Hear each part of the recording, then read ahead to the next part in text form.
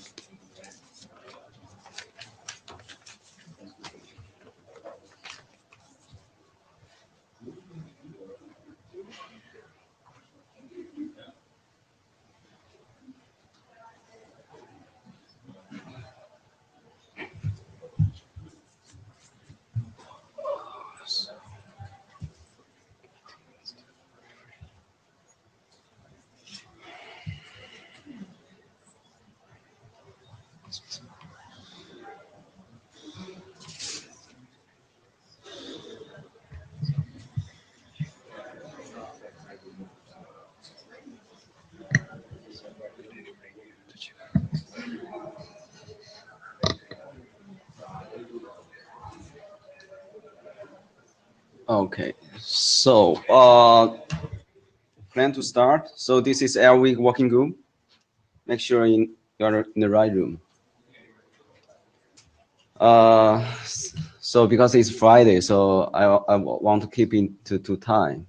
Okay, while people is waiting, and our responsible AD is still probably on the way.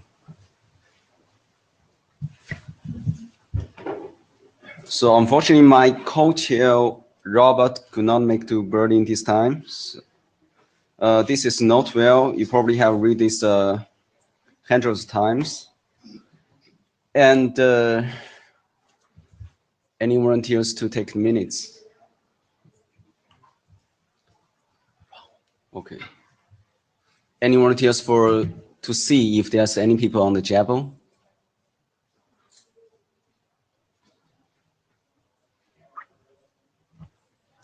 Matthias.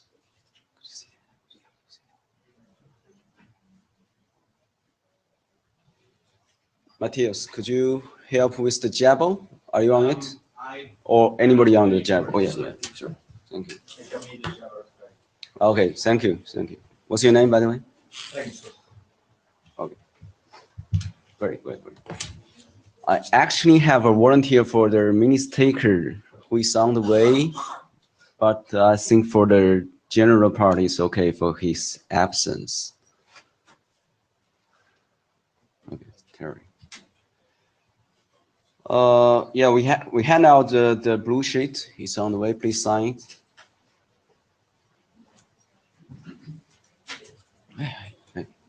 Okay, our responsible AD is coming. Great.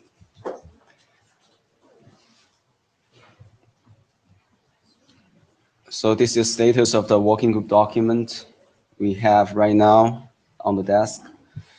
So recently we published the IKV2 minimum implementation guidance, which is RFC 7815. And also we have the LWIG co-op over scenario document, which is in the RFC queue.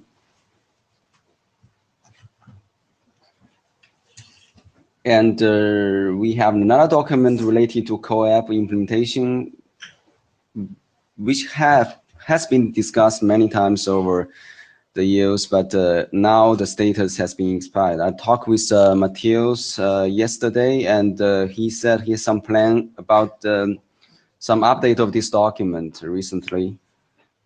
And we have another document about energy efficient implementation guidance, which has gone through the working group last call, but there was a silence during the last call.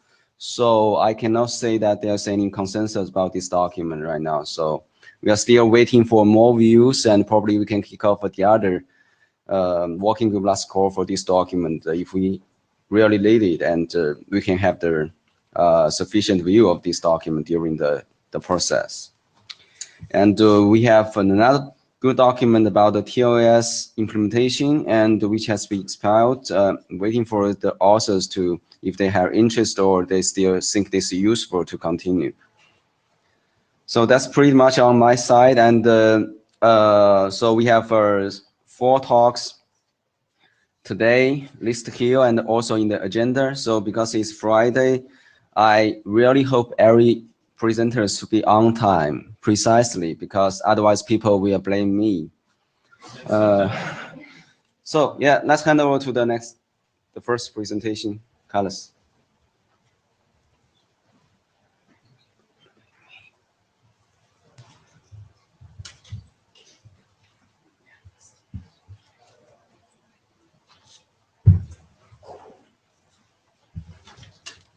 Okay, hello, my name is Carlos Gomez, and I'm going to present this initial version of the draft entitled TCP over Constrained Node Networks.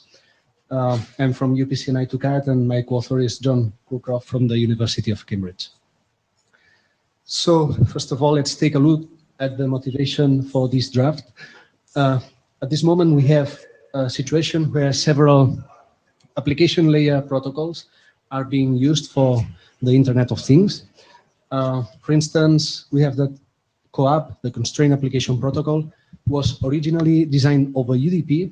However, there is currently a CoAP over TCP specification being developed. And actually the main reason for this CoAP over TCP draft is the need to overcome middle box problems. Then, on the other hand, we have HTTP 2 and even HTTP 1.1, which are also being used or considered for the IoT. And other application layer protocols such as MQTT are also in fact deployed in the IoT. And all of these are using TCP as the transport layer protocol. So TCP is being or will be used in many IoT scenarios. However, it has not received much attention yet, and in fact, it has been sometimes actually very criticized. So the main goal of this document is to offer simple measures to allow for lightweight TCP implementation and suitable operation for constrained node networks. Well, this work actually is related with more than one working group. For instance, this is related with CORE, which is the working group which specifies CoAP and its related framework. Also TCPM, which defines the TCP maintenance and minor extensions.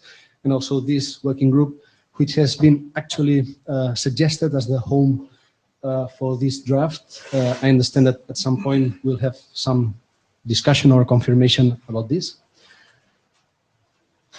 So on the actual content of the draft, first of all, we should take into account which are the typical characteristics of constrained node networks, which is something that is well known in this working group. And actually it's defined in RFC 7228. So constrained nodes are devices which typically exhibit significant limitations on processing and memory, which limits the complexity and the implementation footprint of the protocols being used. Then there may be also significant limitations on energy resources, which means that the messages involved in communication and the size of those messages should be reduced as much as possible. Then these devices typically use lossy links, which means links with high bit error rate.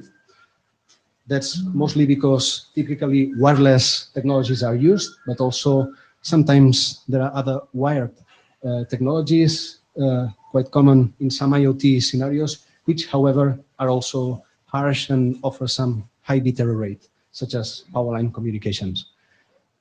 With regard to the network topology, in some scenarios we may have star networks, so that this ends up with being a single hop communication scenario between a constrained device and the router, for instance.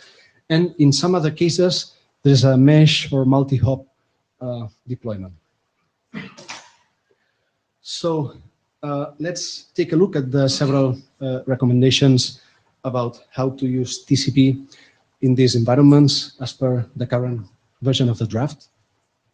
So about the maximum segment size, we have that IPv6 requires support for 1280 byte packets. However, many of the link layers which are used typically in constrained node networks offer very reduced link layer payloads, such as tens or few hundred bytes. So this means that in these cases, an adaptation layer such as 6LoWPAN or 6Low is used. However, this ensures that packets of a size of 1280 bytes can be actually transmitted or received through these links. However, it is not so clear that support for packets of a greater size than this is still allowed, is still enabled. So the idea is that in order to avoid IP layer fragmentation, this document indicates that the maximum segment size cannot be greater than 1220 bytes, and in any case, it shouldn't lead to an IPv6 datagram size exceeding 1280 bytes for this kind of links. Then about the window size, at this moment, the draft states that a stop and wait operation has to be used. This is because quite often there have been comments, for instance, I remember in the core working group, that for the end-to-end reliability mechanism for co-op, we shouldn't reproduce, let's say, the complexity of TCP. However, the result has been a stop and wait operation by default in co-op. So this seems to be accepted by the community which is dealing with this protocol and the related environments. So the idea was to say, well, possibly the same can be achieved with TCP. So based on the feedback that we've received so far, it seems like, okay, maybe it's better to maybe recommend or explain which are the benefits of stop and wait, but maybe not forbid other options. So then another matter is how we can enable the stop and wait operation if we really want to use it. Another section focuses on the RTO algorithm. So in this case, what is currently in the draft is that we actually recommend the use of the same algorithm that is being proposed as some advanced mechanism for co-op. Actually, that's because we have experimentally evaluated which is the performance of this new algorithm, which is called COCO. And we have compared it with other algorithms, such as the one in RFC 6298 and many others. And we believe that it performs very well in these kind of environments. So this is why we are actually recommending its use. Some of the features of this mechanism include, well, in addition that this is based actually on RFC 6298, it also includes using weak RTTs, a variable backup factor, an aging mechanism, and dithering. So this has shown to lead to good performance in terms of PDR, settling time after a burst of messages, and fairness. Another aspect is about the lifetime of a TCP connection. So in the draft, we currently state that the TCP connection should be kept open as long as possible. Well, actually, there's some indication in quantified terms, which is that if data is going to be sent in the next 2 hours, then the connection should be kept open. The idea is to minimize the overhead of establishing new connections. Then, on the other hand, we have that keep alive messages may be used, may be supported by a server, and in the scope of constrained scenarios, this may be useful to clean inactive state for inactive connections state for devices which have memory limitations. However, the keep alive timer cannot be set to a value lower than 2 hours. So this actually has some issues, such as it doesn't guarantee avoiding middle box problems, because sometimes the bindings and the state kept at the middle boxes is released earlier than 2 hours. So the alternatives might be okay. Maybe we have to anyway establish TCP connections frequently, or maybe application layer heartbeat messages can be used. Also, based on the feedback that we have received, something we should take into consideration is TCP fast open. This would have the benefit of embedding data already in the SYN packets when a new connection is established. However, we have to make some detailed analysis here, because TCP fast open involves negotiating a cookie, which has to be updated relatively frequently. And then also the cookie has to be included in the SYN packet, which also increases message size. So we really need some detailed analysis here.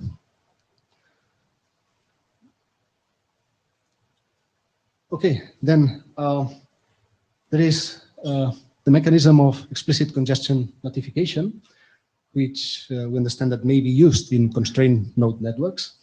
At this moment, the draft was only allowing stop and wait operation. However, as I mentioned before, probably in the next version, this constraint will be released or relaxed. The idea is ECN can be useful to trigger congestion control mechanisms earlier than maybe after the expiration of the RTO, or earlier than waiting until the reception of 3 duplicate acknowledgements. And even in the case of having a single segment window, it's still useful to trigger congestion control measures. Then a consequence of the original stop and wait approach that was enforced, or is currently still enforced by the draft, the idea is that then there are several options which would not be used or wouldn't make any effect, such as window scale, TCP timestamps, selective acknowledgements. However, we have that for the next revision of the draft, based on the feedback we have received, probably since options 0, 1, and 2 have to anyway be parsed, then we may phrase in a different way the approach in this regard, saying that we may ignore, or an implementation may ignore options that are not really wanted. And if anyway stop and wait is not going to be the only option, then maybe some of these options might be relevant, such as, for instance, selective acknowledgements. Finally, with regard to explicit loss notifications, this is something which could be useful to distinguish whether a loss is due to congestion in the network or whether it is due to corruption. This would be useful here because we are dealing with lossy links in constrained node networks. However, this remains mostly as experimental work. It hasn't actually been widely deployed and hasn't been really standardized by the IETF. So there are several further items we should take into consideration for future revisions of the draft. One thing is to clarify the scenarios we are considering. For instance, a major scenario coming actually from one of the main motivation items for the draft is to explain that we have sometimes a constrained device which may want to communicate with some unconstrained device on the internet. So we need to detail which are the implications of this scenario. Then something which has been suggested is to consider delayed acknowledgements, which is the role of this mechanism in this kind of scenarios. We need to analyze whether we can benefit from this mechanism and in which way. And I think that, especially in the context of the LWIG working group, this document, we understand that it should collect experience from implementation and deployment of TCP in constrained node networks. It would be great to know if people have had experience, if something has gone wrong, what has happened, so what is working well, what is not, and it would be great to be able to collect this kind of valuable information in this document. And also, there is this overall comment about the approach of the document, by which probably we should be more flexible, and even possibly removing maybe part or maybe even all of the RFC 2119 language. So also we'd like to thank a lot everyone for the great feedback we have received from people in this working group, also in the core working group, and also in TCPN. So thanks a lot, everyone. Yes, thank you, Carsten. Carsten Bormann. First of all, I think it's really a good thing to have a document like this. So I think that it's good that this work has been started. I think the document could be a little bit more explicit with respect to the situation that we often have a very asymmetric situation here. I mean, it's not the links that are asymmetric, it's that the implementations at the two ends are asymmetric. So one question, for instance, that comes up is there anything that a less constrained implementation can do to help the constrained implementation? Other example, on the MSS side, the constraint side may know more about its fragmentation properties and may, for instance, set the MSS to 250. And would be interesting to see what happens in particular in IPv6. One detail maybe at the start of your slides, we often forget that there is another IoT protocol that is being used on TCP, which is XMPP. Yeah. So we shouldn't be forgetting that. Yeah, I think that's all that came to mind. Okay, Thanks. so I would like to cut the line. So, and also make your comments short. Thank you. Okay. Oliver Harm, INRIA. Yeah, I agree with Carsten. I think it's very interesting and required work. And I was wondering, like a couple of years ago, there was a draft about TCP header compression. I think it was in the 6LoWPAN group. And I was wondering if you have considered, or if you looked at this old draft, or if you have considered some other mechanism for header compression. Well, it is that if the TCP header compression document was, let's say, in progress or alive, probably this document would report that. I don't know if the approach should be different. I know that, yeah, there's this draft relatively, yeah, which has been inactive for a while. And I know that there are people who are interested in maybe reviving this kind of work. So then I don't know which should be exactly the relationship between this document and that document. But yeah, I agree that having TCP header compression would be absolutely beneficial. Okay. And just one small comment. I don't know if you're aware, but there's ongoing work on a TCP implementation in Riot. So actually the main author of this implementation is in the room. So maybe that could be interesting for you to play with. Yeah, that would be great. And if you have any kind of feedback, or we may just discuss this kind of stuff, it will be helpful. Thanks. Okay, thanks. Carrie Lynn, I think this is great work too. I had a comment and a question. First, my understanding of RFC 2460, and this remains in the BIS version, is that nodes, this is not something we've talked about a lot, but it says that nodes have to be able to assemble an MTU at 1500 octets after fragmentation. So I just wanted to point out that there may be some constrained implementations that actually support an MTU of that size. So please don't limit yourself to 1280. You know, keep that 1500 number in mind. My question was going to be about running code. I just heard the gentleman from Riot speak. I would mention that there's already a TCP implementation in Contiki. I don't know if it could be lightened up, you know, using this, you know, using your techniques, but it'd be really interesting to take a look at that. Yeah, thanks. Hi, my name is Michael Schrauf. I'm speaking here as chair of TCPM. But in general, I think this is an interesting document. Probably this is the right working group to document how to implement TCP in a lightweight way, and I see value in doing that. I don't see any value in changing the TCP spec in this working group here. You're invited if you see a need to change anything with beyond what the TCP specifications allow, then I think this has to be homed in TCPM.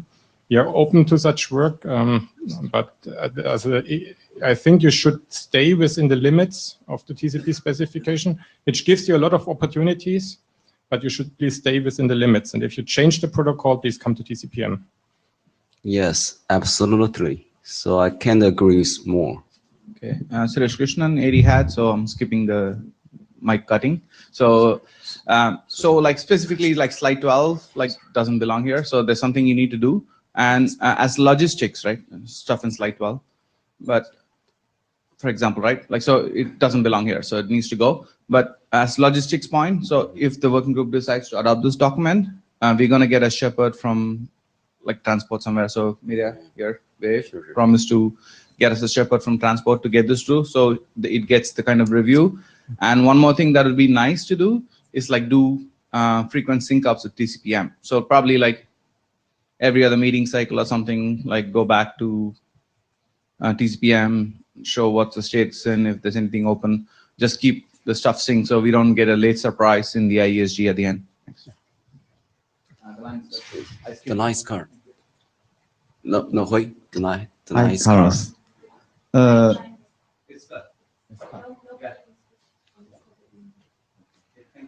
Thank you. Yeah, we can discuss on the mailing list. Yeah.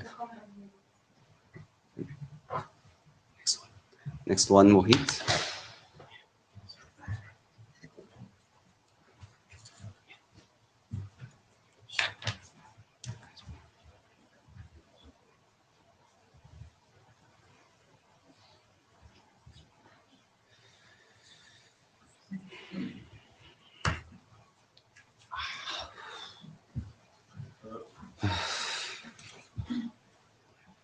Thanks, Ann. So I have a lot of slides. I'll try to go through them quickly. This was our draft documenting our experiences with public key cryptography on small devices. So by small devices, I mean really small devices, devices that have 8-bit microprocessor and 3 to 5 kilobytes of RAM. We basically wanted to see three things. First, what kind of libraries are available for me as a developer? So what kind of crypto libraries I can use? Second thing that we wanted to see was how hard was it to actually use this library. So was it a day of work, or it required more hacking? And the third thing was what kind of performance we can get with these libraries that already exist. So for all my measurements, I use this Arduino Mega board, which has a 8-bit microprocessor. So the first thing that we did was use RSA, and no surprises there. For a reasonable key length, the performance was pretty undesirable, and it was very slow. So if you look at key size of 2048 bits, which is what you would assume, or probably even bigger, the execution time for modular exponentiation and signing with the private key was actually pretty slow. So then we looked at libraries that support elliptic curve digital signature algorithm. Bear with me for a couple of slides, and I'll explain why we were focusing on ECDSA and not some of the other algorithms. We found 4 libraries that support ECDSA for small devices. So Relic, Micronacl, Vicelib, and TinyECC. There's also Matrix SSL and Polar SSL, but they are more focused for 32-bit devices, and we wanted to run our code on 8-bit devices. So we didn't get any numbers from those libraries. This is a graph to give you an overview of some of the numbers that we measured. I don't know if all of you can read back there, but the important takeaway is that in less than 3 kilobytes of RAM, you can actually do signing operation in less than a second. And for one of the curves, which is circled, you could actually do ECDSA signing in less than 300 milliseconds. So it was actually 261 milliseconds. the library had actually implemented some mathematical optimizations directly in assembly. So this goes to show that if you are really persistent enough, you can get the numbers really down. Some of the cores that were there on the previous slide are probably not recommended anymore. So something like P256 or Crypto Forum is now specifying the Edwards curve 25519. Something like that would be probably more sensible to use on the small devices. We found some numbers for the same Arduino Mega board. For signing, it was 1.4 seconds. And for verification, it was 2 seconds, which may not be ideal in all scenarios, but bear in mind this was on an 8-bit processor. So we had the discussion in the ACE working group about the lighting use case, and it might make sense to just use a 32-bit processor because it's cheaper to actually get them. And in the lighting use case, you don't actually have the problem of energy harvesting or low power supply. You have all the power you need. So now I come to the slide why we wanted to measure ECDSA in particular. And basically, we wanted to see if we can develop a full-fledged application where a sensor device is not a co-op server, but a co-op client. And basically, it sends signed updates to a proxy. And this proxy would then serve data on behalf of the sensor. So the proxy registers the resource to the resource directory. And the client, any client that is interested in the data does a lookup on well-known core, gets the location of the proxy, and then gets the signed updates from the proxy. So basically, you do end-to-end data authentication from the sensor to the client, even though there is an intermediary in between. And we had the same discussion yesterday in core. This kind of object security is kind of very helpful when you have intermediaries in between. So we implemented the co-op client and all the crypto stuff. We did JSON web signatures. We represented the keys as JSON web keys. We implemented the proxy and the resource directory on a x86 machine. And I'll just show the important numbers. It's like it was possible to do all of this, including, the network layer, UDP, everything in less than 5,000 bytes of RAM. So this goes to show that if you really put some effort into it, you can get the numbers actually quite minimal implementation. So what we learned from this is, of course, our platform was unnecessarily restrictive. So normally you would choose something like a 32-bit ARM processor or something more powerful. But our point was that if you can do on such a small device, of course, you can do it on 16-bit and 32-bit processors faster.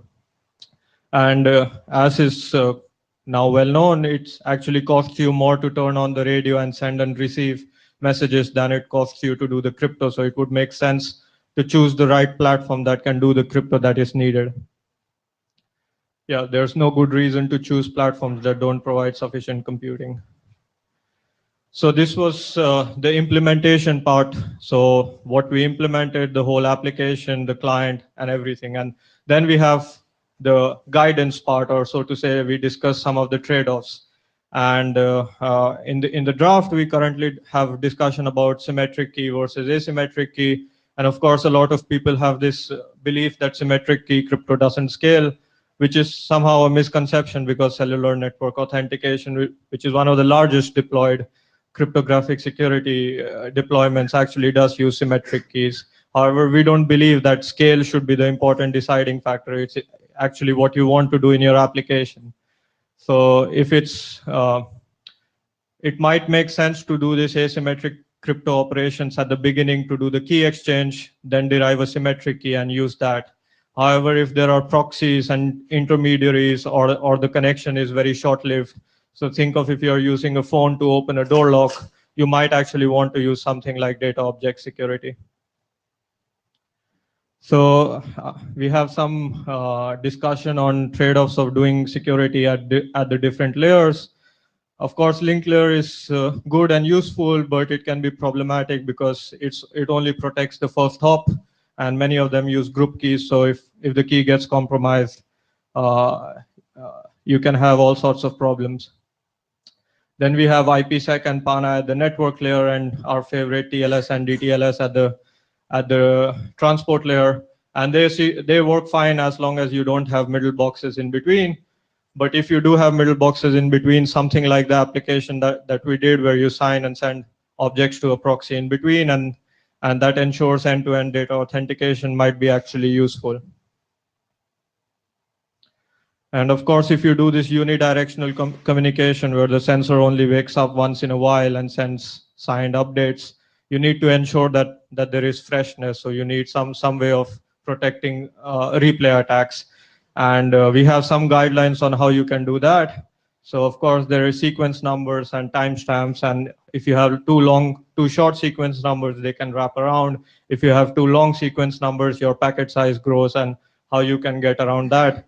And even then, if some entities get out of sync, how you can recover from that. So we have some text on basically how to ensure freshness. Yeah, so I went through it quickly because I wanted to have time to ask the group. I think the authors believe it's fairly stable document. It serves as a good data point. People are already using it and referencing it. If I have the sorry, did you have a question? Please finish and then. Yeah, please go ahead, ask the question. Okay, sorry, Juan Carlos, first of all. I haven't read the draft, so I apologize if no problem. The answer is there.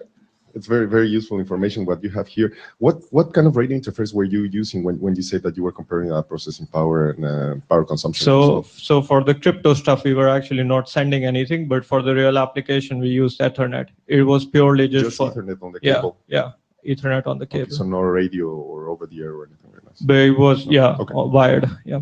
Thank you. Yeah. So if it's okay with the chair, I would like to take a quick show of hands of how many people have actually read the draft. So I also read it. Or yeah, like around a dozen. Yeah. Yeah, more about than a dozen. So then, yeah. minute takers, please write dozen. So let's take quick poll. So seems that a big audience has to read this draft. It's pretty positive. And I would like to ask. I just want to mention that I'm Raghavendra, and I'm working on my thesis about security of constrained devices, and I found the references what have been used in the statistics as part of the draft and the presentation quite useful for my thesis. Thanks. Okay. So yeah, I would like to ask, so how many of you have think that this document is useful and could be adopted as a working document? Okay, more than a dozen. Close to 20, right? Yeah. So how many think that we cannot adopt this document?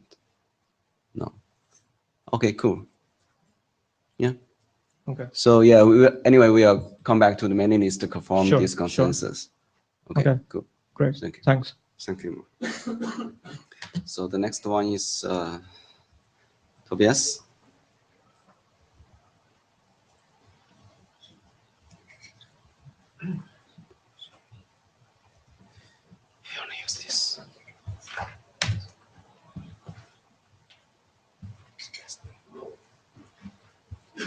Hello, my name is Tobias. I'm here because Daniel can't be here, and I'm working with him on the minimal ESP draft.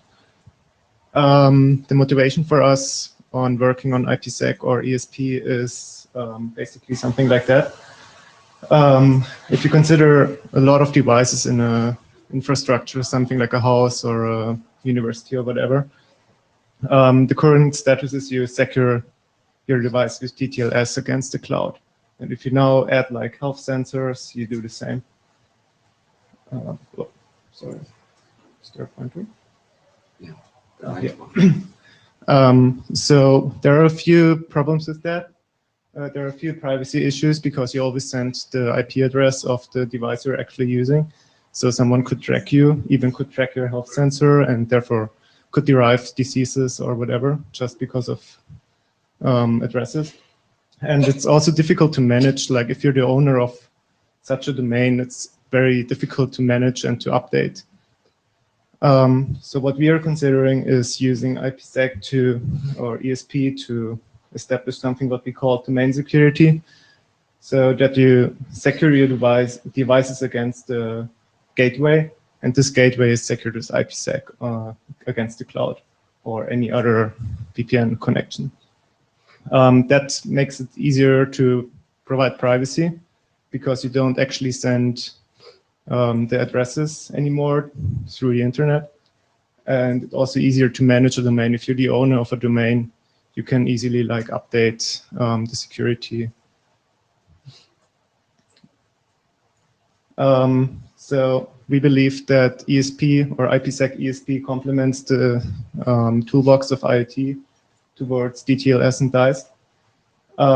It has some significant features to secure the IoT. First, you can provide domain security, what I just showed, and it's also capable of multicast security. You can secure any transport layer you want, and it avoids like privacy issues, what I just said, like if you for a specific application or port. It's also very flexible because you're not like DTLS, you're independent of a key exchange. You can use any key exchange protocol you want. The obvious one is IKE, and we already have minimal IKE v2 as an RFC of this working group. But you can also use it with like radio key exchange protocols like DEX, which is very common in IoT devices in the moment. There is a RFC for multicast key exchange, and you can use it with any other. You can even set up it manually to establish the keys. The goal of minimal ESP is to provide guidelines for the implementer to remain fully ESP compatible to the RFC. How to build the ESP fields without a lot of computation, and also which ciphers should be implemented. This is already part of a working document in the IPsec ME, which points out some IoT specific ciphers.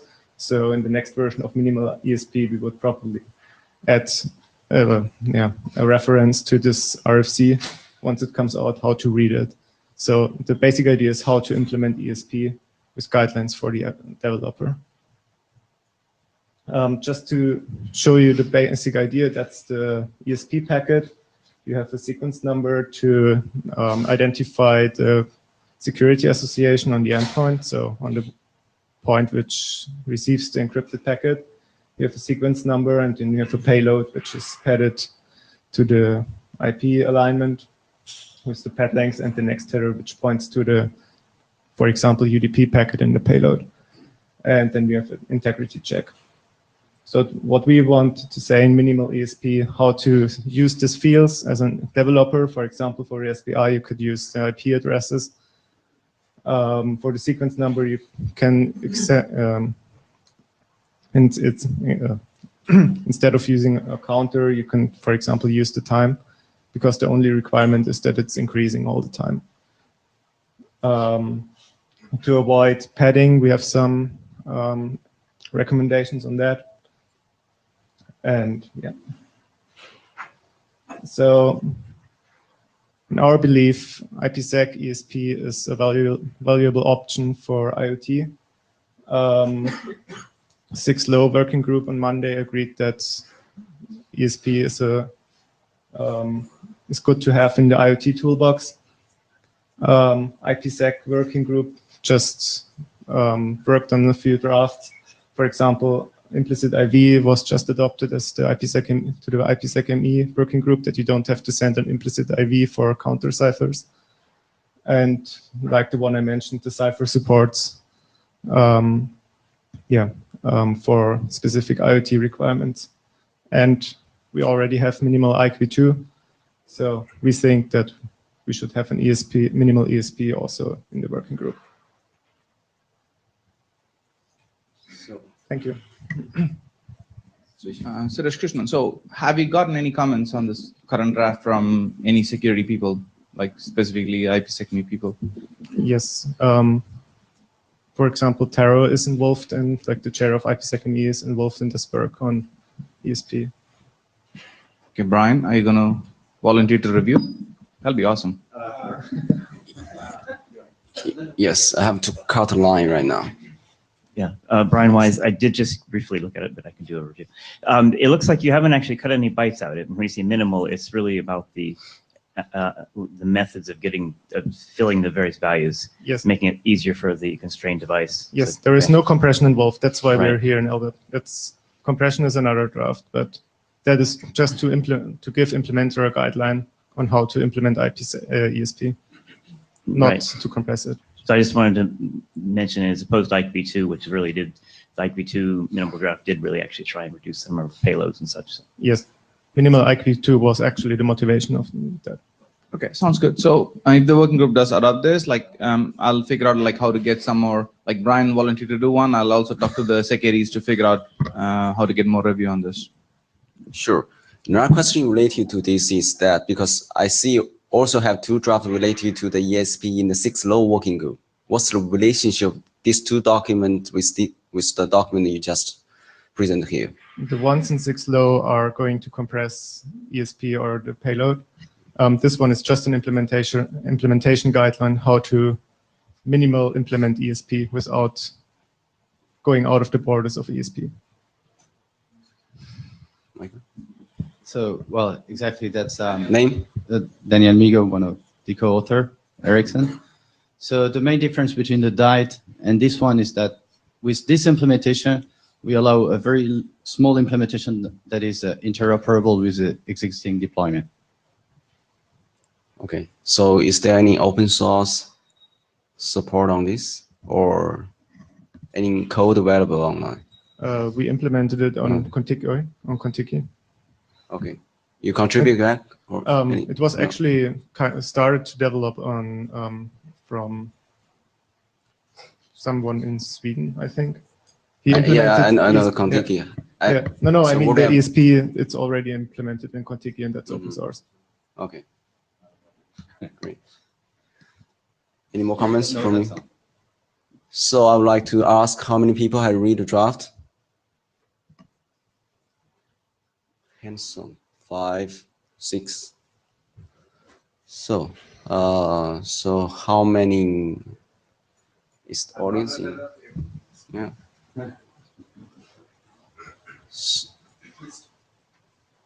We can ask because since that audience is not enough, who has read draft? Or we can ask?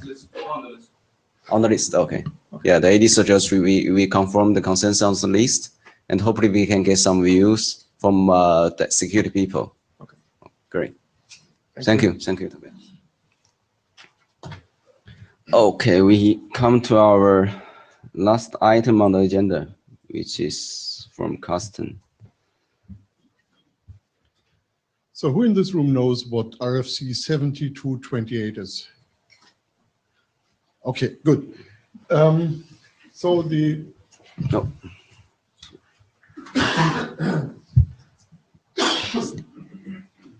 This has been out for 2 years now, and the question came up: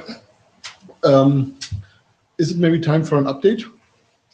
After 2 years, this is maybe a little bit surprising, but it turned out that the draft actually was, the RFC actually was quite useful. And there are two things that could have happened. Well, the world has moved since, of course, so is there maybe something new that we want to take account of? And the other one is that we might simply find that there is terminology missing, or that we run into terminology every day that is not clearly defined, where we have different words for the same thing or the same word for different things. So it might be an idea to update the draft with that. So given that it's probably going to take a year or two to do this, the next version would be maybe 2017 or 2018, so it's not that bad. So let's talk about two areas of potential work. One is terminology for platforms. So most people know 7228 for class 0, class 1, class 2. And one thing we noticed is that people have big trouble distinguishing big computers from small computers. Big computers are sometimes also very small. They're called Raspberry Pis and so on. So we probably need some terminology that distinguishes between the microcontrollers that 7228 really is about, and the big computers, the computers that run Linux and which also may be pretty small in the end, but they have quite different characteristics. So in the software update workshop, we seem to pick up the ARM terminology on this. So within ARM, you know, they have these Cortex-A processors and the Cortex-M processors, and we started talking about A-class and M-class devices. And of course, every Trekkie knows that we are living on an M-class planet, so this is very good. And we can now decide whether maybe according to this terminology, the big processors should be J-class processors. But okay, so this is one point where we definitely need additional terminology. We also have found that the two classes, the two useful classes, class 1 and class 2, we identified sometimes are 2 cores, sometimes there's maybe a use for a class 3 or a class 4. So for instance, it would be useful to identify a class that actually is powerful enough to run something like JavaScript by name. We might want to introduce subclasses. So this might be another place where it might be useful to do some work. Then we have discussed crypto capabilities. So simple things like we have access to an AES accelerator, maybe interesting, or we have AES instructions in the CPU. I'm not quite clear what that could be, but maybe it's worth looking at different platforms and trying to classify them in the crypto capabilities. Finally, we are seeing more and more microcontroller class platforms that actually do have some protection capabilities. Memory protection units, memory mapping units even. Some have CPU flags like kernel versus users. We have trust zone or secure elements. We have tamper-proof capabilities in very many platforms because people just don't want their source code to leak, their implementation code to leak out, and so on. So maybe it's worth looking at those capabilities and defining classes for that. You have a Java comment? No, me. You have a comment. Do you want me to find to you finish the presentation or no? No, go ahead. Okay, Renzo. We are also in ACE having problems defining clock capabilities of the devices. Some don't have time awareness at all. So fresh token validation cannot be done the way you do normally out. So you need nonce-based methods. Some devices have relative time capabilities, and some devices might be clock wall synchronized. So to express the problems we are facing, we also need maybe on a document like this, a clear definition of the capabilities of the node. Yeah, that's a very good point. I actually ran into the same problem already. We could maybe talk about power constraintness some more. So we have some basic terminology in there. I'm not sure how successful that terminology has been. I'm not hearing it in everyday exchange, but that may be just because people are not aware of it. And maybe we also can look at these sustainable power and energy total parameters and maybe build something like classes. So we all know that there's a watt class IoT and a microwatt class IoT, and they are very different in many aspects. Finally, we could look at terminology for networks some more. So I found out that we often have difficulty grasping the different MTU properties of networks. In particular, with LPWAN coming in, we have networks with ridiculous MTUs.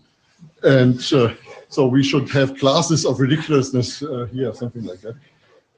Also, maybe the fact that these have sustainable bit rates in the millibit per second range also gives rise to some classes. We have new kinds of asymmetry. So in LPWAN, we often have very powerful base stations that talk to very simple battery-operated devices. And this is a bit different from the 6LoWPAN case, where mostly all devices are of the same capability level. And finally, I think the mobility question that we managed to ignore in 6LoW for 10 years might also come in some form. So as you can see, there are a number of areas where we could start defining things. And I already have one volunteer for the clock or time-based issue, where Renzo has already done some work there, so I know that he is interested in this.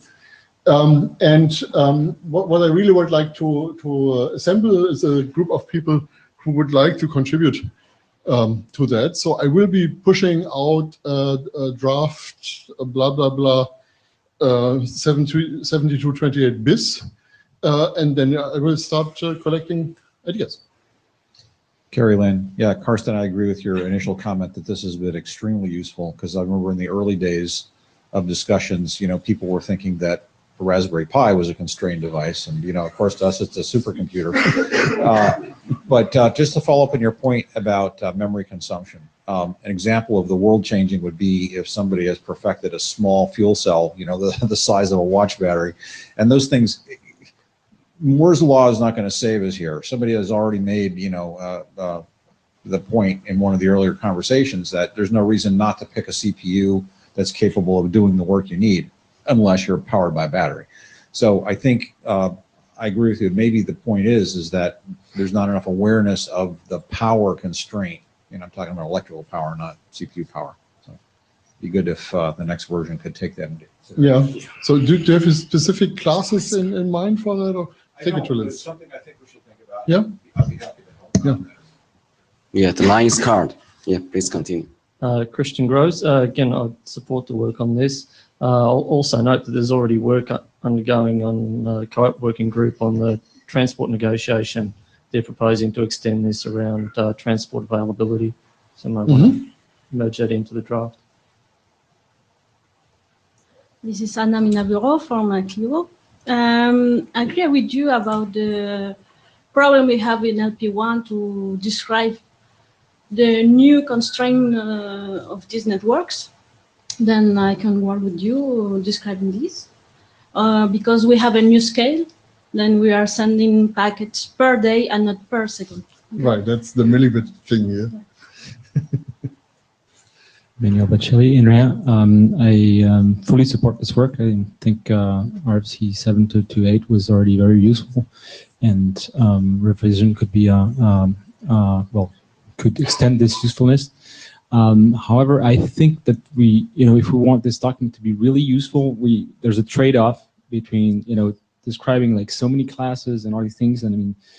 Obviously extreme cases like one class per device, right? So we don't want to get there. So I think there should be two phases in developing this document. Really, first, like really kind of assessing, okay, what has changed, and then try to reduce the number of classes to the maximum somehow. There's this trade-off. Yeah. So one outcome, for instance, might be if Renzo is doing a lot of work, we might have a second draft that just discusses this. Like we already have a draft for crypto and so on. So I'm very open to moving things between drafts. So yes, AD comments is allowed. No AD hat. So just an individual discussion as an individual.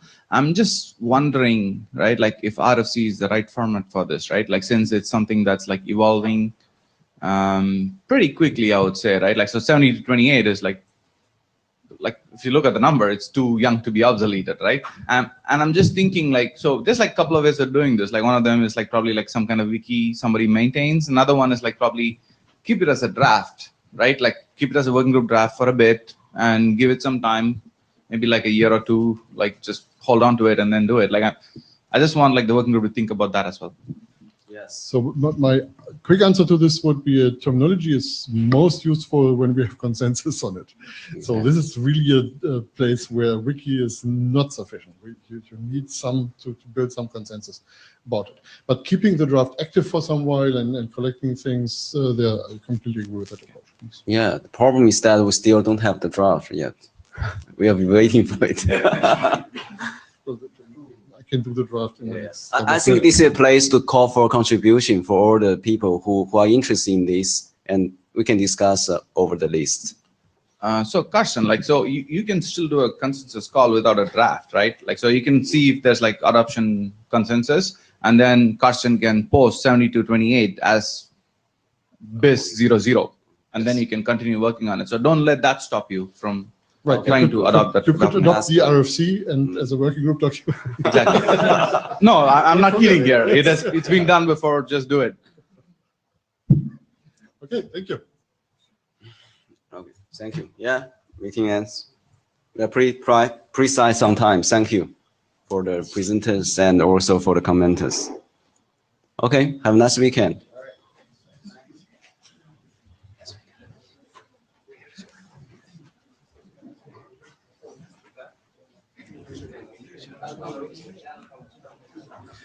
Anybody need to sign the blue sheet?